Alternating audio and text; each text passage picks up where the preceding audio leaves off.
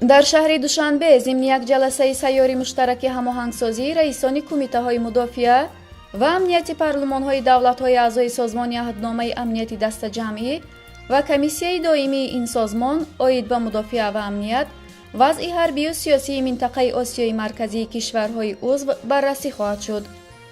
тавре нашрияи Фараҷ аз парлумони Тоҷикистон хабар додааст, ҷаласа рӯзҳои 28-29 октябр баргузор мегардад.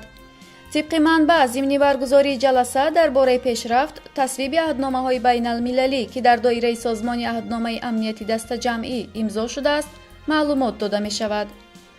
инчунин дар бораи фаъолияти созмони ҷангҷӯи давлати исломӣ ва дигар ташкилотҳои тундрав дар ҷумҳурии исломии Афғонистон ва таҳдиди афзояндаи содироти экстремизм ва терроризм ба кишварҳои узви созмони аҳдномаи амнияти дастаҷамъӣ маълумот хоҳанд дод.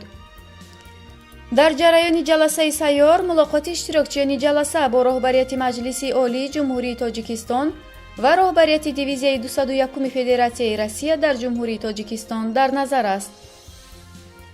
иштирокчиёни ҷаласаи сайёри муштараки ҳамоҳангсозии раисони кумитаҳои мудофиа ва амнияти парлумонҳои давлатҳои аъзои созмон ҳамчунин дар машқҳои ҳарбӣ ки дар майдони таълимии Лоҳур мегузаранд, иштирок менамоянд.